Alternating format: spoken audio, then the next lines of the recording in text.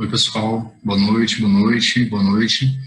A nossa aula de hoje tem como tema campo elétrico, certo? Um assunto delicioso. Eu sei que todos vão amar, certo? Então vamos lá. Apresentação de slides do começo. Bom, então olha só, gente. O que vem a ser o campo? É o seguinte, toda carga elétrica, todo corpo eletrizado, toda carga, ela perturba uma região ao seu redor. Existe uma região ao redor da carga que fica sob a influência dela. Vou marcar aqui de vermelho, por exemplo. Então, toda carga elétrica, existe uma região ao redor dela que fica sob a influência dela, que ela perturba, certo? Mas daqui a pouco nós vamos deixar mais claro o que é isso, perturbar. Então, existe uma região em torno da carga que fica sob a influência dela, certo? Essa região é chamada de campo elétrico. Então, o campo elétrico é uma região em torno da carga elétrica que está sob a influência dela. Gente, em tese, o campo elétrico não tem limite. Então, a carga, ela influencia tudo ao redor dela. Entretanto, a gente sabe que na prática, vai ficando distante, o campo vai ficando fraco, até praticamente desaparecer. Então, vamos supor que o campo elétrico estivesse aqui. Então, essa região aqui representa o campo elétrico. É a região que está sob influência da carga, beleza? Como é chamada a carga que criou o campo que está sendo estudado? A carga cujo campo está sendo estudado é chamada de carga fonte, carga principal, ou um terceiro nome, que aliás usa-se mais do que esses daqui. Carga geradora. Principal também usa bastante. Agora a carga fonte definitivamente não é normal. Carga geradora, certo? Representada pela letra Q, em Q maiúsculo. Por favor, gente, o Q maiúsculo, ele é usado para representar a carga cujo campo está sendo estudado, certo? O nome dela é carga geradora, ou carga principal, ou carga fonte, beleza? Ok. Aí você vai pegar e vai colocar uma carguinha lá dentro do campo. Gente, o nome da carga colocada lá dentro do campo é carga de prova, certo? Representada pela letra Qzinho, tá bom? Então, Qzão é a carga geradora, Qzinho é a carga de prova. Por favor, a carga de prova, é óbvio, ela tem o campo dela. Toda carga gera campo. Entretanto, o campo dela não será avaliado por nós. Então, a gente não está nem aí para o campo dela, tanto é que eu nem marco, não estou interessado, certo? O campo dela é para uma dela, tá bom? Qual é a finalidade da carga de prova? E o próprio nome diz, provar se ali, onde ela foi colocada, existe campo elétrico ou não. Então, se eu colocar a carguinha de prova bem ali, se ela for colocada dentro do campo da geradora, o que vai acontecer? Se você pegar a carguinha de prova e colocá-la dentro do campo elétrico da geradora, o que é que vai acontecer? Uma vai sentir a presença da outra. A carga de prova vai ser colocada dentro da região de influência da carga geradora. Aí a carga geradora vai sentir que alguém entrou na área dela. Então a carga geradora está lá, de boa, de repente, tem alguém aqui? Tem alguém aqui, certo? E qual a reação que a carga geradora vai ter? Pode ser de atração ou de repulsão. Então vai surgir força, tudo bem? Então, gente, a carga de prova é uma carguinha cuja finalidade é testar se naquela região ali tem campo elétrico ou não. Se ela for colocada em uma região e nela surgir força elétrica, representada por esse vetor aqui, certo? Então, o que isso quer dizer? Se eu colocar a carguinha de prova num ponto e lá naquele ponto surgir força nela, quer dizer que lá naquele ponto existe campo elétrico, certo? Ela foi colocada dentro da região de campo, certo? E se eu colocasse, gente, a carga de prova, por exemplo, aqui assim. Se eu colocasse a carguinha de prova bem aqui, você repara que ela está fora da região de campo. Se ela está fora da região de campo, o que vai acontecer? Nada. Uma não sente a presença da outra e não acontece nada, certo? Na verdade, gente, o que acontecer é um campo interagir com o outro, né? Quando um campo interagir com o outro, beleza, uma sente a presença da outra, certo? Só que, como eu comentei com vocês, a gente não estuda o campo da prova. Nos nossos exercícios, a carga de prova será colocada dentro do campo da geradora e aí sim é que ela vai sentir a presença da geradora e a geradora vai sentir a presença dela. Se elas forem cargas de mesmo sinal, surgirão forças de repulsão. E se elas forem cargas de sinais contrários, surgirão forças de atração, certo? Beleza? Aqui no caso, você viu que ele marcou a força de atração. Então, é porque elas têm sinais contrários. A carga de prova é menos, dá para ver no desenho aqui, e a carga geradora é mais. É óbvio que a carga de prova vai atrair a geradora, né? Só que eu nem tinha marcado na figura porque não nos interessa. Essa outra carguinha de prova aqui, ó, ela foi colocada, você percebe que ela foi colocada num ponto dentro do campo, então ela vai sentir a presença da quesão, e aí então surgirá força. Carga colocada dentro do campo ganha força, certo? Força elétrica, que nesse caso será uma força de repulsão, porque elas têm o mesmo sinal, certo? Olha só, deixa eu falar um negócio. Toda hora eu tô falando assim, uma sente a presença da outra, uma sente a presença da outra. Você sabe como é que elas sentem a presença uma da outra? Porque elas trocam partículas. O nome dessa partícula é fóton, certo? Então elas vão trocar fótons, beleza? E é assim que uma sabe que a outra está lá, beleza? Quando eu era aluno, meu professor citava um exemplo que era assim: você passa perfume, certo? Então você é a carga geradora. Você gerou o campo aromático, vamos falar assim. Você gerou uma região, você tem, aliás, uma região ao seu redor que está sob a sua influência, certo? E uma pessoa que entrar naquela região, que passar perto de você, sente, certo? A sensação, a pessoa vai sentir o cheiro, a sensação pode ser de alegria, nossa, que agradável, ou então de desgosto, né? Que caatinga, cara, que cara exagerado no perfume. Com as cargas, é a mesma ideia. Então, quando uma carguinha de prova é colocada dentro do campo, ela sente a presença da outra, certo? E aí a reação não é de cheiro, né? Não é de cheirar, a reação é surgir força elétrica, tá bom? Beleza. Então, a definição é essa, certo? Aqui eu coloquei um texto, né, comentando isso que eu havia comentado. E, gente, vou destacar uma observação importantíssima, que é o seguinte. Então, olha o que acontece. Eu vou destacar aqui.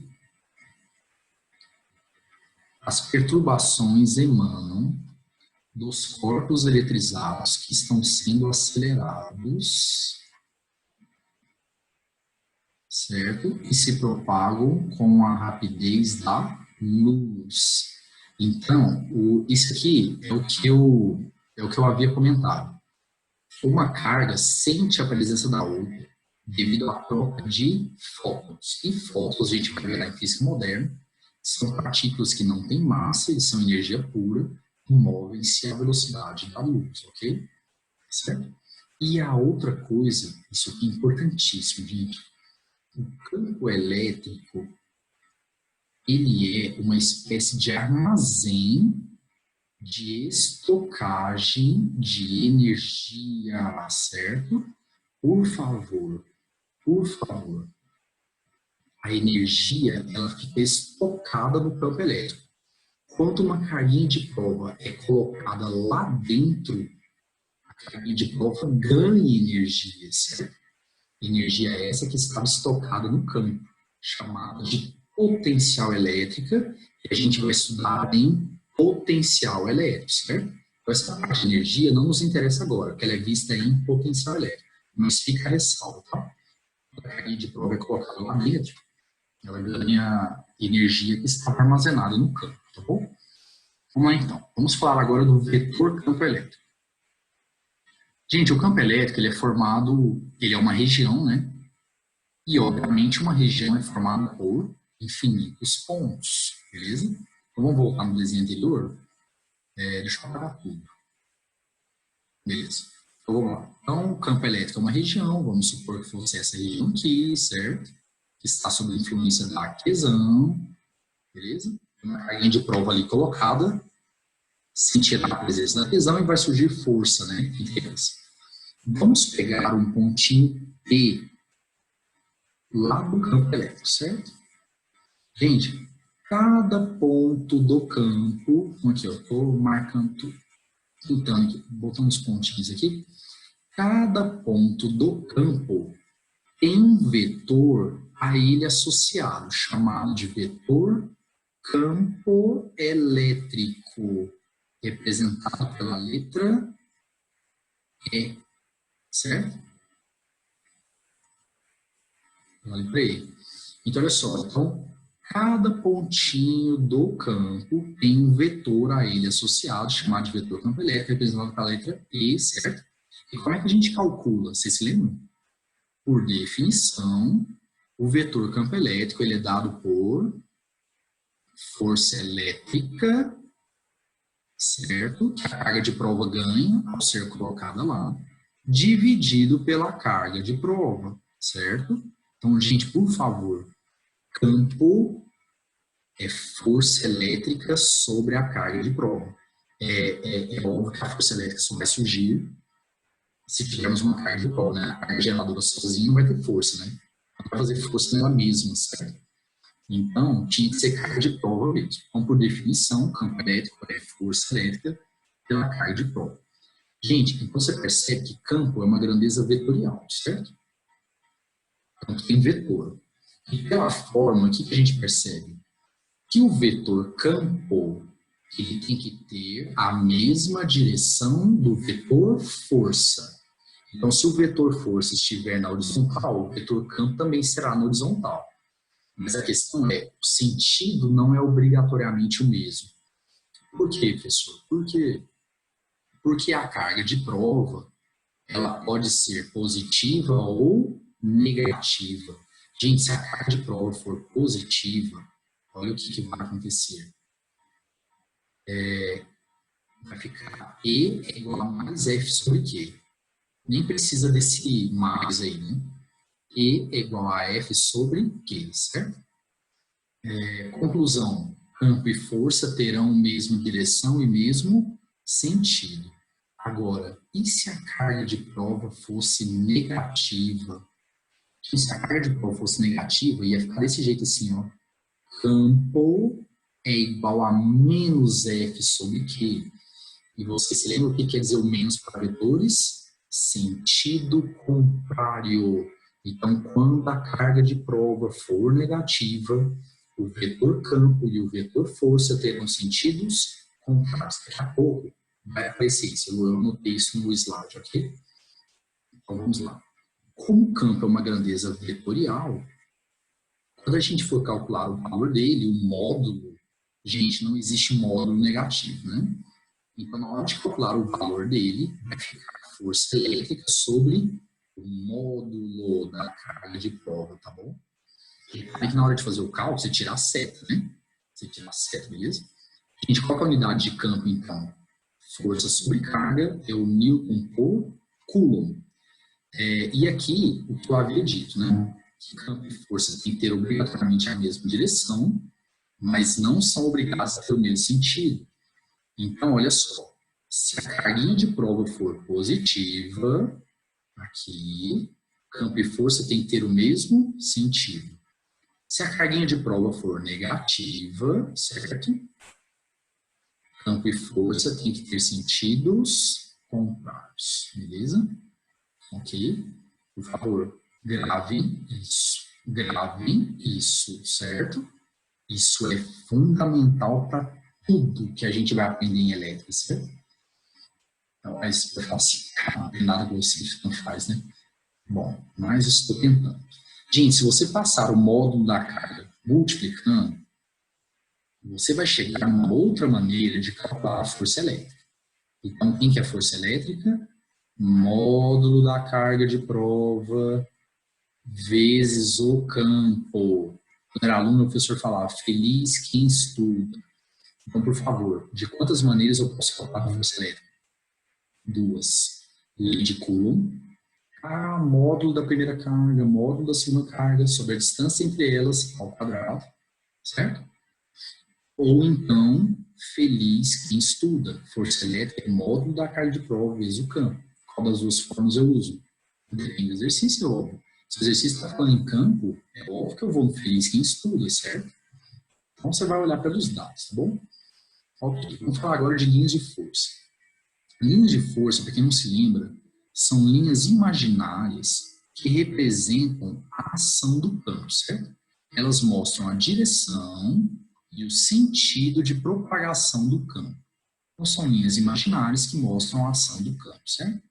Gente, como eu comentei agora há pouco, o campo elétrico é uma região formada por infinitos pontos. Cada pontinho tem um vetor campo associado, certo? E o campo elétrico é representado por linhas imaginárias chamadas de linhas de força. A gente fala linhas imaginárias, mas deixa eu falar um negócio pra vocês, dá pra ver. Dá pra ver. Eu peguei um vídeo no YouTube, eu vou mostrar daqui a pouquinho, em que o cara joga sabão em pó no óleo e tem uma carga mergulhada no óleo. Certo? O óleo é um isolante, então ele vai impedir o escoamento das cargas. Aí o que acontece? Quando ele joga o sabão em pó, gente, ele se alinha, cara. Ele vai formando as linhas bonitinho, gente. Bonitinho. Então, por enquanto, eu vou falar que é muito abstrato. Mas eu acho que com o vídeo lá fica bem bacana, certo? Então, as linhas de força são linhas imaginárias que representam a direção e o sentido do campo, certo? Como eu havia dito, cada ponto do campo tem um vetor associado a ele, chamado de vetor campo elétrico, certo? E, obviamente, vai passar uma linha lá, né? Vai passar uma linha. De tal forma que o vetor campo elétrico terá que ser obrigatoriamente tangente à linha e no mesmo sentido dela, certo? Olha só. Pessoal, vamos supor, então, que você tem aqui algumas linhas de força, elas representam o campo elétrico, certo? Tudo bem? Olha só. Aqui eu vou pegar um pontinho, nomeá-lo-ei P, de Ponney, certo? Beleza, como a gente viu lá na teoria, cada pontinho tem um vetor campo associado, certo? É dado por módulo da força elétrica, né? Pelo módulo da carga de prova, certo? Então, obviamente, lá naquele pontinho P, se está passando uma linha, é porque ele está numa região de campo. E lá, consequentemente, teremos um vetor campo lá naquele pontinho. E o vetor campo, ele é obrigatoriamente, se eu vou apagar isso, horrível. Ele é obrigatoriamente tangente à linha e no mesmo sentido dela. Então, o campo elétrico no ponto P ficará assim, né? Mais ou menos sudeste, certo? Vamos pegar outro ponto aqui, ó, certo? Ponto A de amizade, certo? Ok? Olha só. Então, gente, é o seguinte. Lá naquele ponto A, passa uma linha de força, não passa? Se passa uma linha de força, quer dizer que o ponto A é um pontinho dentro do campo. E o que todos os pontinhos dentro do campo têm? Um vetor campo elétrico a ele associado. E como é que o vetor campo elétrico tem que ficar obrigatoriamente? Na mesma direção, no mesmo sentido da linha. Então, aqui está o EA, certo? Beleza? Ó, umas observações muito importantes. Primeira observação, aqui. Quanto mais próximas estiverem as linhas de força, mais intenso é o campo elétrico. Então, por favor, gente, quanto mais próximas estiverem as linhas, mais intenso é o campo. Quanto mais afastadas, mais fraco é o campo. E a segunda observação, que já caiu trocentas vezes, é a seguinte: linhas de força não se cruzam. Linhas de força não se cruzam. Olha só, por quê? Vamos lá. Vamos supor que você tivesse um pontinho aqui, certo? Vou chamá-lo de P. E que lá no ponto P passassem duas linhas. Uma aqui, certo? E outra, vou marcar de outra cor. Não, marcar a mesma cor. Outra aqui, certo? Beleza? Vamos lá. Cada linha tem um vetor campo elétrico associado a ela no ponto, né? Então, gente, se essa linha aqui está passando pelo ponto P, é que tem um vetor campo elétrico bem ali e ele tem que ser tangente ali. Nossa, lindo meu desenho. Tangente à linha e no mesmo sentido dela, certo? Agora, e se tem outra linha, olha só o que vai acontecer. Ela também vai ter um campo elétrico associado, né? Certo? E esse campo elétrico tem que ter o mesmo sentido da linha. Então, olha só o que está acontecendo. Eu tenho uma carga gerando dois campos no mesmo ponto. Isso não existe. Cada carga cria o seu, certo? Então, isso não existe. E linhas de força não podem se cruzar, tá bom? Olha só, pelo caso particular de campo, nós vamos ver agora. É o campo elétrico uniforme, o chamado CEL. Nossa, muito cuidado com ele, ele é muito usado. Gente, o que seria um campo elétrico uniforme? O campo elétrico uniforme é aquele em que qualquer ponto do campo que eu pegar, o vetor campo elétrico terá sempre a mesma direção, o mesmo sentido e o mesmo módulo, o mesmo valor, certo? Então, isso é um campo uniforme. É aquele que qualquer ponto que nós pegarmos, eles terão, qualquer pontinho que eu pegar daquele campo, o vetor campo tem que ter o mesmo módulo, a mesma direção, o mesmo sentido. Gente, para que o campo seja, ou na linguagem da rua, linguagem da rua, fale para mim, por favor. E assim, né, cara, divertido. Bom, para que o campo elétrico seja uniforme, como tem que ser suas linhas de força? Retilíneas, paralelas, certo? De mesmo sentido e equidistantes, certo? Então, vamos lá. Primeiro, por que mesmo sentido? Porque nós acabamos de ver que cada pontinho da linha tem um vetor campo associado e ele é no mesmo sentido da linha. Então, se todas as linhas forem para a direita, então todos os vetores campo ficaram para a direita, ok. Certo? Então, já deu o mesmo sentido, certo? Por que paralelas? Pessoal, nós vimos que o vetor campo ele é um vetor tangente à linha. Como a linha está na horizontal, então o vetor campo vai ficar na horizontal, né? Tangente a ele. Aqui também na horizontal. Aqui também na horizontal. Então, quando as linhas são todas paralelas, o que é que acontece? Gente, só um pouquinho. Paçoquinha. Deu certo, não? Ó, aguenta aí. Daqui a pouco eles falam. Então, olha só, se as linhas forem paralelas, todos os vetores campo terão a mesma direção, certo? E por que equidistante, gente? Por que a distância de uma linha a outra tem que ser a mesma? Porque eu acabei de comentar, quanto mais próximas as linhas, mais intenso é o campo. Quanto mais afastadas, mais fraco. Como o campo uniforme tem que ter o mesmo valor, então elas têm que ser equidistantes. Então, fazendo essas três observações, o campo ficou com o mesmo, o vetor campo ficou com a mesma direção, mesmo sentido e mesmo módulo para cada um, certo? Então, como é que é o campo uniforme, então? As linhas de força do campo uniforme são paralelas, retilíneas e equidistantes, certinho? Bom, gente, continuando aqui, tive que parar para dar uma enquadrada nos dois. Nós vamos falar agora sobre o campo elétrico gerado por uma carga pontiforme. Vamos lá. Gente, vamos supor que você tem uma carga pontiforme, Qzão, que esse sistema de carga cujo campo é estudado é a Qzão, é a carga geradora, certo? Vamos supor que essa carga estivesse sozinha, isolada, certo? Sem influência de ninguém, beleza? Bom, o campo elétrico é representado por suas linhas, né? São as linhas de força. Quando a carga está isolada de qualquer outra carga, não tem ninguém perto dela, as suas linhas, elas formam raias, certo?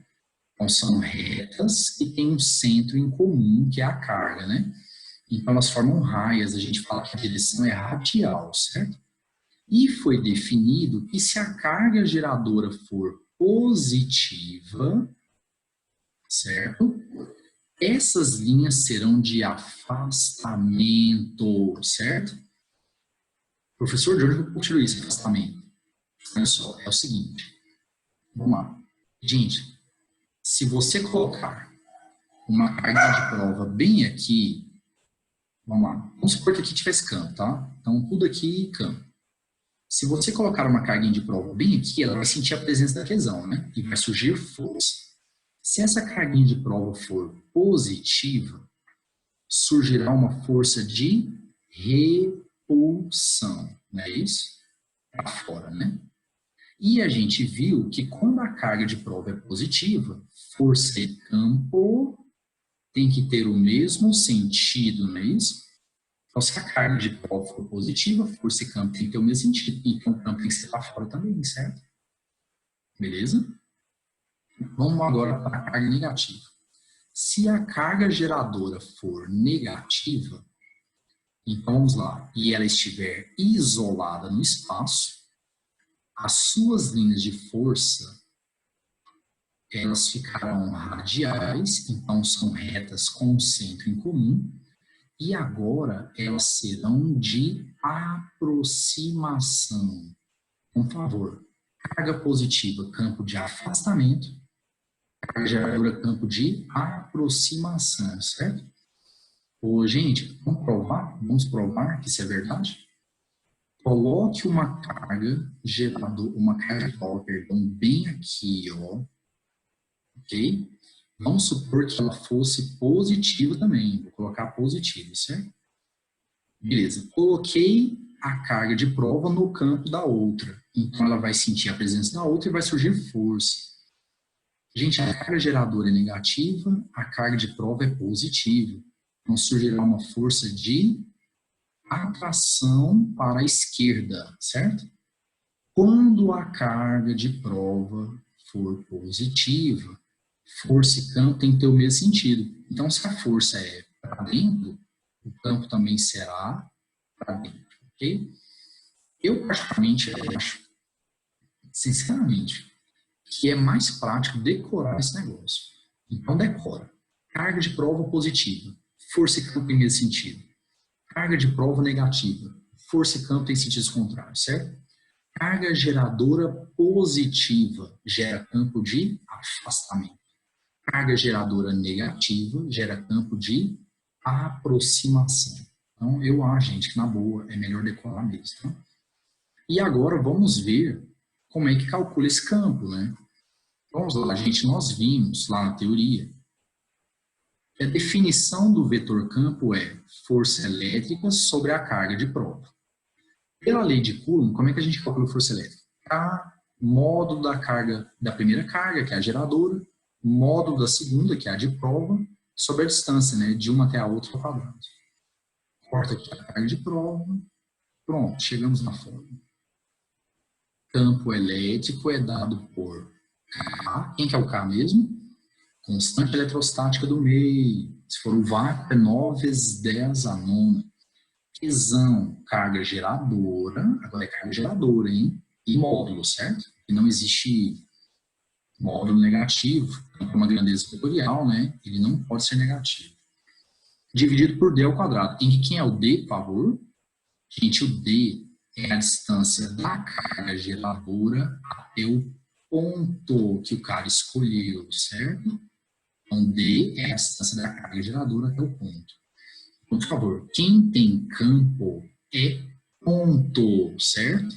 Porque campo é uma região. Então, quem tem campo é ponto, certo? E quando você coloca uma carga de prova lá naquele ponto, devido à presença do campo, ela sente a outra e surge força, certo? Beleza? Ok? E a gente pode calcular, então, o campo de duas maneiras, né? Força elétrica sobre carga de prova, ou K, módulo da carga geradora, sobre a distância da carga geradora até o ponto ao quadrado. É você quem escolhe, tá bom? Gente, vamos supor que você tivesse várias cargas geradoras. Então, a Q1, a Q2, a Q3, a Qn, certo? A Q1 é positiva, vocês viram que ela gerou um campo de afastamento, né? Q2 é positiva, também gerou um campo de afastamento em relação a ela. Q3 é negativa, ela gerou um campo de aproximação em relação a ela. E a Qn é positiva, gerando um campo de afastamento. Obviamente, então, eu tenho vários vetores campo atuando no mesmo ponto, certo? Porque são várias cargas geradoras, beleza? Aí, olha só. Se me pedirem o campo elétrico resultante, então você vai fazer a soma, mas infelizmente é a soma vetorial. Infelizmente. Nossa, cara, isso aqui muda tudo. Entristece. Ah, beleza. Campo, gente, é uma grandeza vetorial. Então, o campo resultante ele vai ser a soma vetorial. O que quer dizer o mais para vetores? A gente discutiu isso na aula de vetores. O mais para vetores quer dizer resultante. Você vai ter que fazer a resultante de todos, certo? Regra do polígono, regra do paralelogramo, certo? Infelizmente, tá bom? Beleza. Continuando. Pessoal, vamos supor que você tem uma carga positiva, certo? Aqui está a carga positiva. E uma carga negativa, tá aqui. Ok? As duas cargas geram campo, certo? Aí o que vai acontecer? Pelo fato de termos duas cargas, então as linhas de força não vão ficar aquelas coisas radiais, bonitinhas, certo? Elas vão sofrer uma deformação. Então, se a carga positiva estivesse isolada, ficaria aquela coisa radial, bonitinha, retinha e tal. Mas devido à presença negativa, ocorre uma deformação das linhas, de tal forma que elas saem do mais e vão para o menos. Porque qual é a regra mesmo? Carga positiva, campo de afastamento, carga negativa, campo de aproximação. Reparem, gente, que nem todas as linhas de força da positiva foram para a negativa. Isso não é obrigatório, certo? Inclusive, a quantidade de linha de força, a quantidade de linhas de força representa a carga do cara. Quanto maior for a quantidade de linhas, maior é a carga do cara. Então, vamos fazer uma conta simples aqui. Quer ver? Carga positiva, ó. Uma linha, 2, 3, 4, 5, 6, 7, 8, 9, 10, 11, 12, 13, 14, 15, 16, 17, 18, 19, 20, 21 linhas, ok? Certo? Beleza. Carga negativa. Quantas linhas estão chegando lá? Ó? 1, 2, 3, 4, 5, 6, 7, 8, 9. Foi isso que deu? 1, 2, 3, 4, 5, 6, 7, 8, 9. Certo? Beleza. Vou fazer uma continha rápida. Vamos lá, ó. Ó. 21. Opa. 21 dividido por 9. 2,33333. Vamos arredondar para 2,5. Pode ser? Eram 2,5, certo? Então, o que isso aqui quer dizer? Se a quantidade de linhas de força da carga positiva é 2,5 vezes maior do que a quantidade de força da carga negativa, conclusão, a carga positiva tem um valor 2,5 vezes maior em módulo, certo? Beleza? Então aqui é escrito o que eu falei, tá bom? Nascem na positiva, morrem na negativa, porque é afastamento do mais e aproximação para o menos, né? E a carga é proporcional ao número de linhas. Gente, é óbvio que eu não sei dizer qual o valor da carga, eu só sei dizer quantas vezes uma é maior que a outra, certo? Ok. Aqui eu coloquei uma teoria, que é o teorema de Gauss. Eu não vou comentar sobre ela, é fluxo do campo elétrico. Gente, essa teoria é para quem faz ITA e IME. Então, caso alguém aqui estiver assistindo a aula, vai prestar ITA e IME, então dê uma olhada, por favor, sobre a questão do fluxo. Ensino médio normal, vamos falar assim, a gente fala do fluxo magnético, não do fluxo do campo elétrico, certo? Mas tá aí, fluxo é E a cosseno do ângulo. Ok? Bom, vamos ver o vídeo que eu falei, então, né? Vamos lá, vamos ver o vídeo. Deixa eu tirar aqui. Caneta. Cadê? Acho que é a ponteira laser que vai. Peraí. Viu, gente? Cadê o vídeo? Caneta. Vai. Vai, vídeo. Não.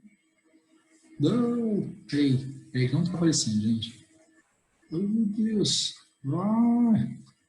Peraí, vou sair. Descartar.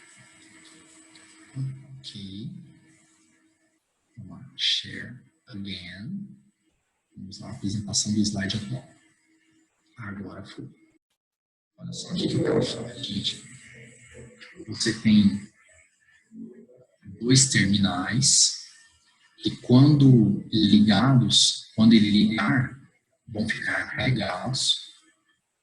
E ele jogou o sabão em pó e colocou esses dois caras dentro do óleo para não deixar descarregá-los, porque o óleo é um bom isolante. Aqui, ó. Olha lá, a gente formando as linhas bonitinho, ó. Do jeitinho que nós vimos, ó, indo de um para o outro. O que isso quer dizer, então?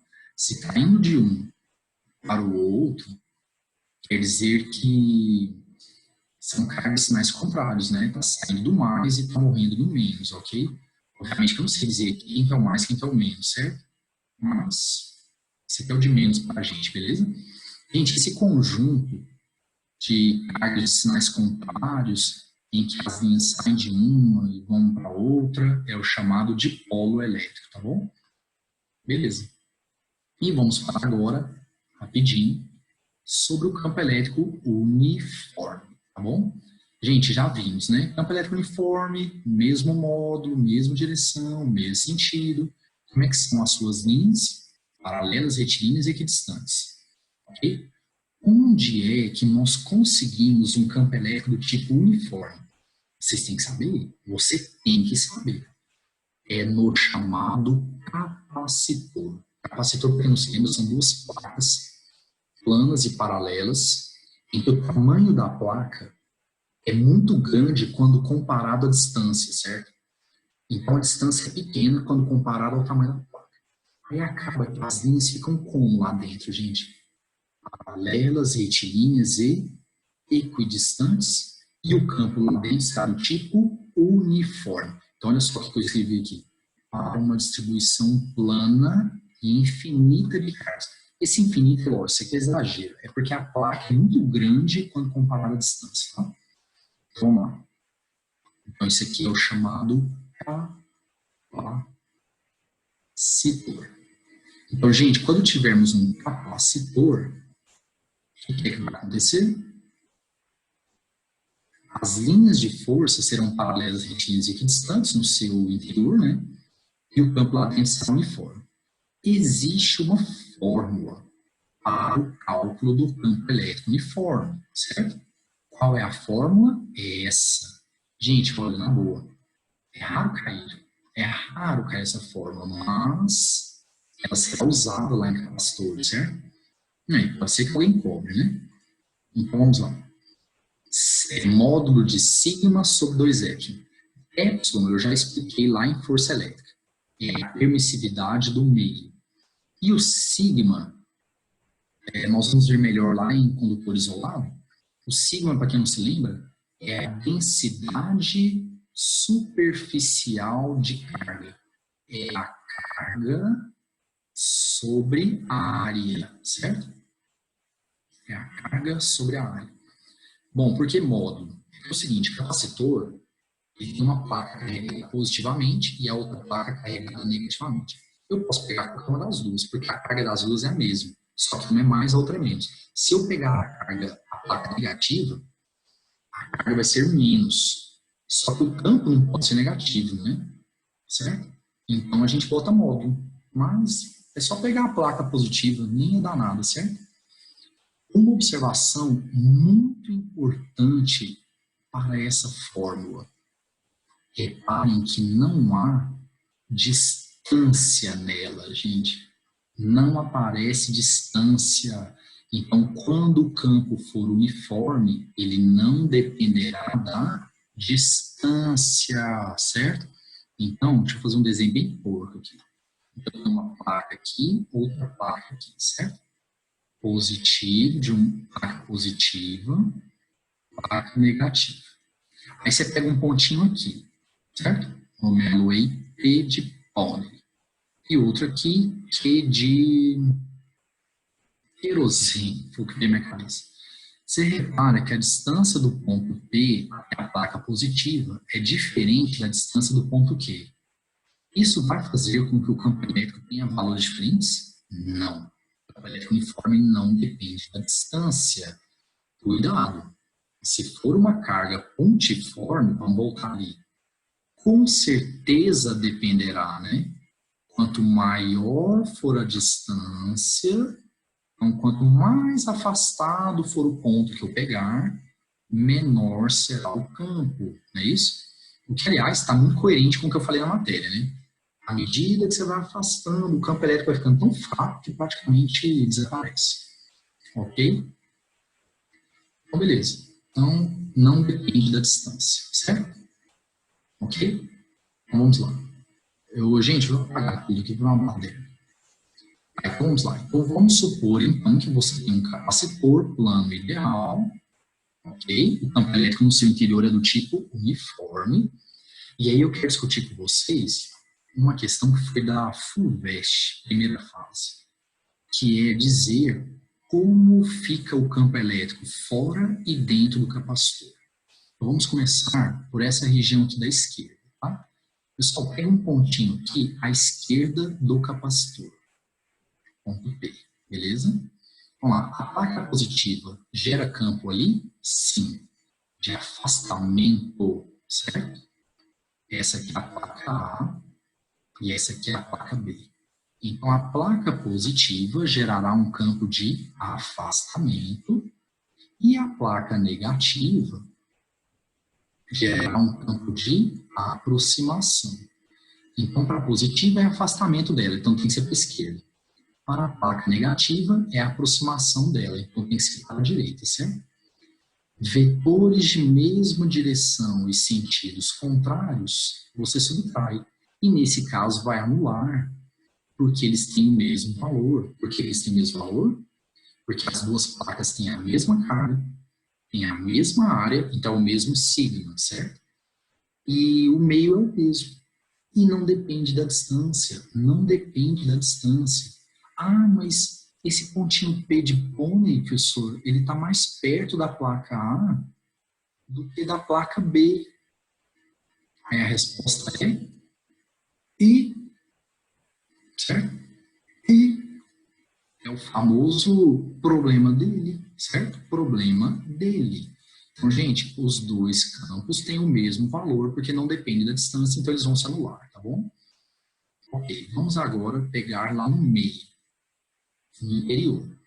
Um pontinho P aqui, por exemplo, chamar agora esse aqui de P. Aí vamos lá. Placa A, ela é positiva, né? Gera um campo de afastamento dela. Para afastar ela tem que ser para a direita. Placa B, gente, ela é negativa. Gera um campo de aproximação dela. Para aproximar dela fica para a direita também, né? Esses dois campos têm o mesmo valor e o mesmo sentido. Então, a resultante é dada pela soma. Então, tem campo elétrico lá dentro. E nesse caso, ela para a direita, afastando do mais e aproximando do menos, né? E por último, lado direito agora do capacitor, gente. Vamos lá. Pega esse pontinho aqui, chame-o de P também. Então, nomeá-lo-emos P. Vamos lá. Placa positiva. Gera campo de afastamento dela. Então, é para a direita, certo? Placa B, negativa. Gera campo de aproximação para ela, certo? Então, vai ser para a esquerda. Os dois campos têm o mesmo valor, que a gente viu, né? Porque não depende da distância. Então, eles vão se anular. Conclusão, só teremos campo elétrico dentro do capacitor e não fora, tá bom? Certo? E tem como calcular esse campo lá dentro? Claro, ele vai ser a soma do EA mais o EB. Só que nós vimos que os dois são iguais, né, gente? Então, você vai somar os dois. Então, EA mais EB, como os dois são iguais, mesma direção e sentido, soma, então vai ficar duas vezes, né? É isso mesmo? Então, eles têm mesma direção e sentido, você vai somar, como eles são iguais, basta multiplicar por 2. E como é que calcula o campo uniforme? Módulo sigma sobre 2 epsilon. Ok? Pronto. Corto 2 com 2. Então, o campo elétrico no interior de um capacitor é dado pelo módulo sigma sobre o epsilon, ok? Bom, gente, é isso. Espero que tenham gostado, beleza? Até a próxima. Cargas elétricas fixas com valores Qzinho, 2Qzinho, 3Qzinho e 4Qzinho são dispostas nos vértices de um quadrado de lado D, certo? Ok. As cargas são posicionadas na ordem crescente de valor percorrendo-se o perímetro do quadrado no sentido horário. Tá bom? Considere que esse sistema esteja, mas não é assim, galera, fala na rua, a gente sabe disso, no vácuo e que ε0 seja, aqui ó, vamos que a galera faça assim, né? Porque as ruas muito diferentes do acadêmico. Assim, o módulo do campo elétrico resultante no centro do quadrado. Dado K igual a 1 sobre 4π ε0. Quando eu dei aula de força, eu comentei isso. Certo? Que era assim que calculava-se o K, beleza? Vamos lá, gente. Fiz o desenho. Então, olha só. Então, você tem um quadrado, né? De lado D, aqui, quadrado de lado D. As cargas foram dispostas em ordem crescente no sentido horário. Q, 2Q, 3Q, 4Q, certo? Tudo bem? E aí ele quer o campo elétrico resultante lá no meio, tá bom? Bom, esse pedaço aqui é a diagonal do quadrado, né? Certo? E esse pedaço aqui, assim, gente, esse pedacinho da carga Qzinho até o ponto C, ele é metade da diagonal. Então, ele vai ser D raiz de 2 sobre 2, tá bom? Ok? Então, vamos lá. Dito isso, vamos fazer o exercício PED, então. Olha só. A carga Qzinho ela é positiva. As quatro são positivas, né? Então, ela gerará campo de afastamento em relação a ela. Aqui está, E1. Chamei de 1, de 2, de 3, de 4, certo? Beleza? Tá bom. Carga 2. Carga 2 também é positiva. Gerará um campo de afastamento em relação a ela, certo? E2. Carga 3, positiva também. Gerará um campo de afastamento em relação a ela, certo? Carga 4, positiva também, gerará um campo de afastamento em relação a ela. Então, os vetores ficam desse jeitinho aqui, certo? Tudo bem? Aí, qual que é a nossa ideia? Qual que vai ser a ideia para a gente poder achar o resultante? Pegue os vetores que têm sentido contrário e subtraia. Então, nós vamos pegar os vetores que têm sentidos contrários e vamos subtraí-los, certo? Olha só. Só que antes, vamos deixar os valores calculados, né? É sempre bom, né, gente? Vamos lá. Vamos calcular a carga 1, por exemplo. Campo elétrico gerado pela carga 1 é K, módulo da carga 1, sobre a distância da carga 1 até o ponto, que é o centro, né? Ao quadrado. Gente, vai ficar assim, K, carga 1 é Qzinho, né?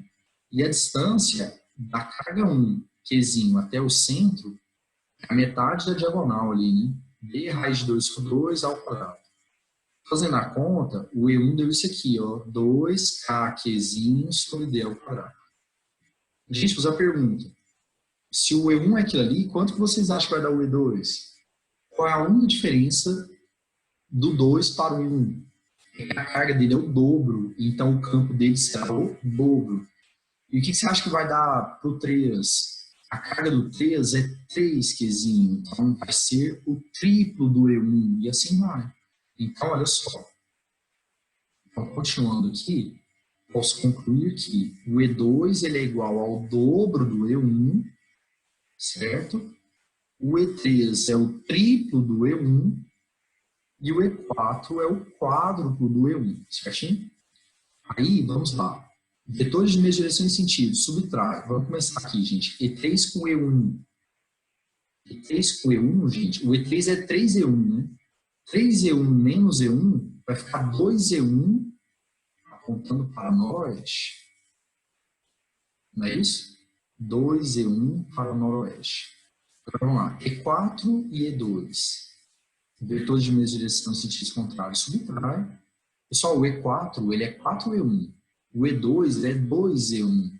Então vai ficar uma coisa para nordeste. É no sentido maior, né? E 4E1 menos 2E1, 2E1 de novo, certo? Beleza. Então ficamos com essa situação. 2E1 para nordeste, 2E1 para noroeste, aqui o noroeste, aqui o nordeste. Vetores ligados pela bundinha. É a regra do paralelogramo, né? Então você vai traçar as pontilhadas. Pega a cabecinha do primeiro aqui, traça uma pontilhada paralela ao outro. Pega a cabecinha do outro, traça uma pontilhada paralela. E o resultante é o cara que liga o encontro das bundinhas ao encontro das pontilhadas. E detalhe, qual é o ângulo, gente, entre os vetores? O ângulo entre os vetores é de 90 graus. Porque no quadrado, na matemática, as diagonais ficam perpendiculares entre si, não é isso? Certo? Então, 90 graus. Ok? Bom, se é 90 graus, Pitágoras, né? Então, vai ficar o seguinte, campo resultante vai ser igual a 2E1 ao quadrado mais 2E1 ao quadrado, certo? Gente, 2 ao quadrado é 4, 2 ao quadrado é 4, 4 mais 4 vai dar 8. Você vai tirar a raiz de 8 é 2 raiz de 2. Então, o campo resultante ele vai ser 2 raiz de 2 E1. E agora nós vamos substituir o E1 que nós encontramos lá, né? Certo? Aqui o E1 aqui, ó. Então, substituindo, 2 raiz de 2 vezes 2K Qzinho sobre quadrado. Ficou 4 raiz de 2. Aí no lugar do K, 1 sobre 4πε0. Beleza, corta o 4 em 4. Campo resultante, raiz de 2 Qzinho sobre πε0d quadrado. A resposta então será aqui, ó, letra B, ok? Beleza, então vamos lá. Próximo, Federal do Paraná. Clássica essa, gente, clássica. Uma pequena esfera eletrizada com carga de 2 microcoulombs e peso igual a raiz de 3 vezes 10 a menos 5 Newton, aqui, está fixa a extremidade de um fio de seda e em equilíbrio. Fundamental isso aqui. As forças têm que se anular. Na região existe um campo elétrico uniforme horizontal E, está aqui o campo. Beleza? Determina a intensidade do campo. Bom, então vamos lá. Primeira coisa que nós vamos fazer, isso é praxe. Está falando em equilíbrio. Equilíbrio é força resultante igual a zero. Então, o que nós vamos fazer? Marcar as forças, certo? Então, vamos lá. Marcá-las em mols. Então, vai ficar o seguinte. Gente, quais são as forças que atua na carga Qzinho? Vamos lá. Ela tem tração, não é isso? Porque ela está presa ao fio, né? O fio está esticado. A tração é uma força que acompanha o fio, então ela fica mais ou menos para nordeste. Ok? Ela tem o peso, força-peso, peso é vertical para baixo. E ela tem a força elétrica. A força elétrica tem que ser para a esquerda. Olha só, gente, por favor. A gente sabe lá da teoria que força e campo tem que ter a mesma direção. Se o campo está na horizontal, a força também tem que estar na horizontal. Mas o sentido pode mudar. Ela pode ser no mesmo sentido ou sentido contrário. Nesse caso, ela não pode ficar no mesmo sentido que o campo. Porque se a força for para a direita, vai ficar tração, força elétrica e peso para baixo, né? Tem como se anular? De jeito nenhum. De jeito nenhum. Ela tem que ser para lá, para que as três forças se anulem, certo? Aí, conclusão. Uma conclusão muito importante. Se a força elétrica é para a esquerda, então ela é contrária ao campo. Gente, quando você põe uma carga no campo e surge uma força nela de sentido contrário ao campo, o que eu concluo? Que ela é negativa. Nós vimos isso na teoria, né? Toda vez que a carga de prova for negativa, força e campo terão sentidos contrários. Aí agora, como é que a gente resolve esse exercício? Fazendo o famoso triângulo de forças. Olha só, fica a dica, hein? Toda vez que nós tivermos apenas 3 forças e o cara estiver em equilíbrio, quer dizer que as 3 têm que se anular, né? Então nós vamos organizá-las formando um triângulo. Tudo bem? Então, olha só, gente. Trouxe a força elétrica aqui na horizontal, certo? Desloquei o peso ali na vertical, né? E a tração está aqui. Ela é a hipotenusa do triângulo, cujo ângulo lá em cima é 30 graus. Certo? Igualzinho. Ó, deixa eu falar um negócio para vocês. Reparem que os vetores, gente, eles estão ligados cabecinha na bundinha, ó. Cabecinha na bundinha, cabecinha na bundinha. É regra do polígono, né? Cabecinha na bundinha, deixa eu usar a câmera laser. Cabecinha na bundinha é regra do polígono, não é isso? E pela regra do polígono, quem é o resultante? O resultante é o cara que liga a bundinha do primeiro até a cabecinha do último. Olha só o que vai acontecer. Aqui, ó, a tração vai ser o primeiro, força elétrica vai ser o último, certo? O resultante é o cara que liga a bundinha do primeiro até a cabecinha do último. Gente, a cabecinha, ela é coincidente com a bundinha.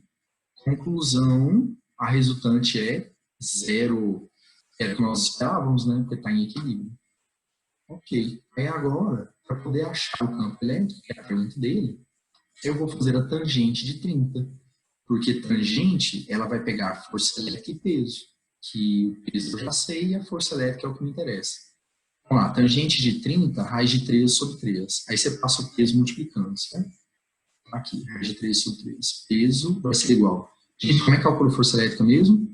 Feliz quem estuda. É o módulo da carga de prova vezes o campo. Certo?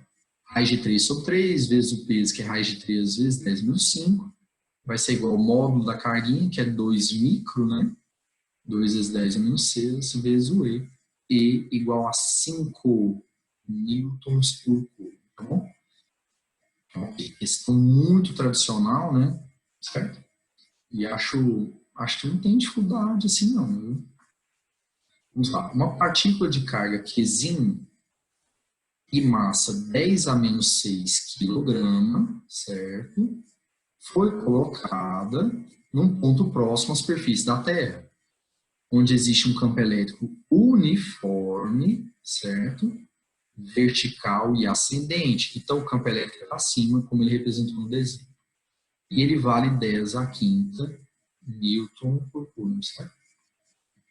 Newtons por coulomb. Sabendo que a partícula está em equilíbrio, de novo, ó, força resultante igual a zero. E considerando a aceleração da gravidade G igual a 10, o valor da carga Qzinho e o seu sinal são respectivamente. Beleza. Mais fácil que a outra, com certeza. Bom, gente, quais são as forças que atuam na carga? Eu sei que ela tem peso, que tem gravidade ali na região, e ela tem massa, quer dizer que ela está dentro do campo gravitacional, né? O peso é vertical para baixo. Gente, se o peso é vertical para baixo, então, obviamente, a força elétrica vai ter que ser para cima, tudo bem? Para poder anular o peso. Então, a força elétrica será para cima, certo? Aí, vamos lá. Se a força elétrica é para cima e o campo elétrico também é para cima, quando a carga de prova, que é a carga colocada dentro do campo, né, tem a força elétrica no mesmo sentido do campo, a gente conclui que a carga de prova é positiva. Então, quando força elétrica e campo têm o mesmo sentido, é porque a carga de prova é positiva. E para poder achar o valor dela é muito fácil. O peso tem que ser igual à força elétrica, né? Porque tem equilíbrio.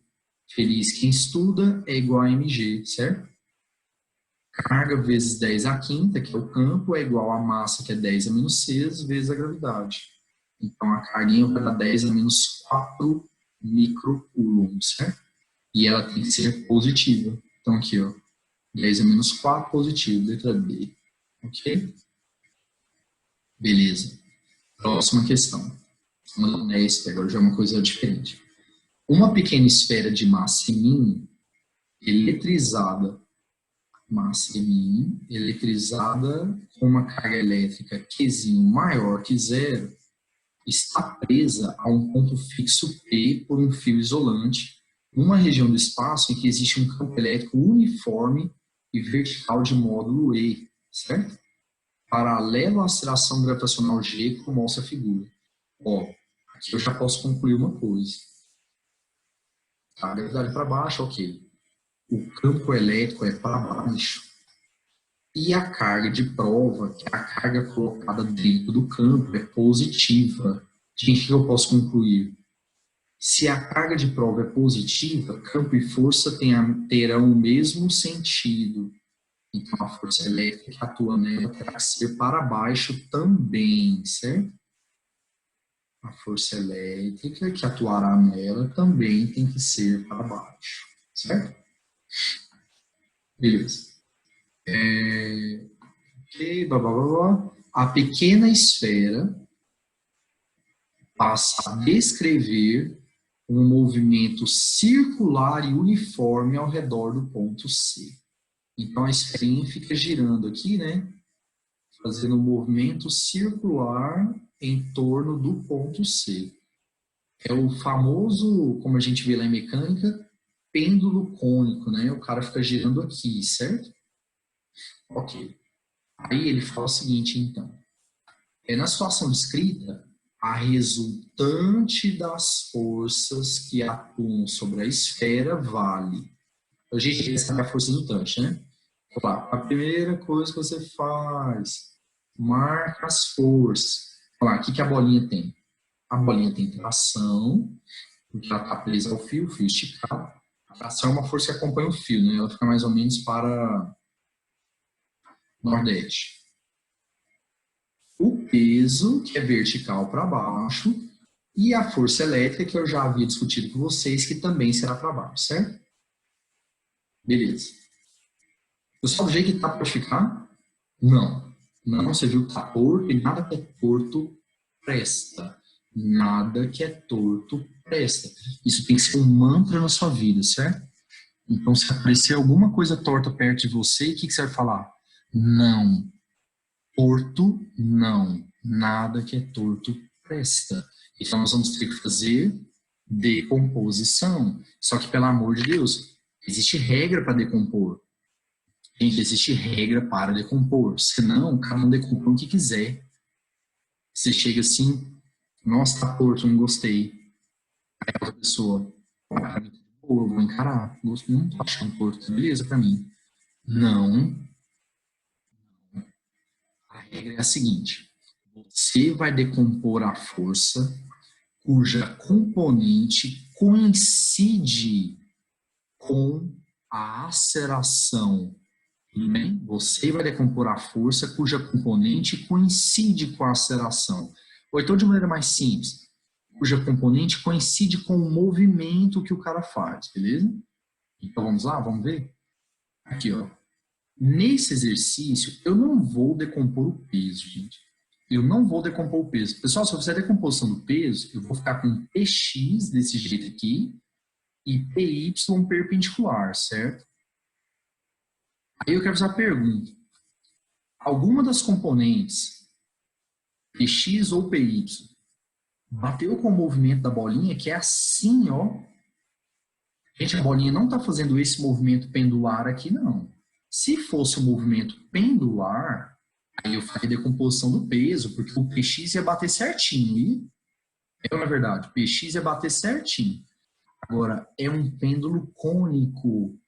E aí nós vamos fazer a decomposição da tração. Vamos decompor a tração, beleza? Porque se você fizer a decomposição da tração, você vai ficar com Ty e Tx, não é isso? E a componente Px, ela bate certinho com o movimento, ó, gente.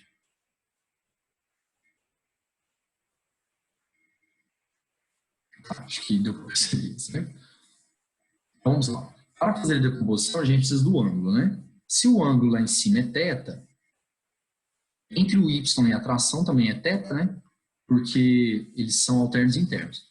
Gente, quando você faz a decomposição, sai a tração e entram as componentes no lugar, né? Como a bolinha não move na vertical, então a gente pode falar aqui, ó, por favor, a bolinha não move na vertical, ela está girando apenas na horizontal, né? Então a gente pode falar que as forças na vertical, elas têm que se anular, tudo bem? Então no eixo Y, a gente pode falar que tudo que está para cima, quem é que está para cima, gente? PY, tem que anular com tudo que está para baixo. Quem é que está para baixo? Peso mais a força elétrica. Então, PY é igual a peso mais a força elétrica. Então, vamos lá. Como é que a gente faz? Como é que a gente calcula o TY? Ele é o T cosseno, né? Ele está com o ângulo, certo? Tudo bem? Isso aqui vai ser igual a peso, que é mg, força elétrica, feliz quem estuda, né? Módulo da carga vezes o campo. Carga positiva, né? Nem botei módulo. Então, gente, passa o cosseno dividindo, aqui está a tração, certo? Aqui está a tração, ok? Aí, olha só. Vamos voltar para o slide anterior. Gente, não existem forças no eixo Y. Então, quer dizer que essas três se anularam, não foi? Existem, né? Elas se anulam, então, ok. Quem foi que sobrou? Px. É só comentar aqui, ficou meio esquisito. Existem forças no eixo Y, tá? Mas elas se anulam. Ficou esquisito que eu falei. Bom, quem foi que sobrou então? Tx. Então, Tx será a força resultante. Só que o Tx é uma força que aponta para o centro da curva, certo? Gente, uma força que aponta para o centro, e só tem ela, né?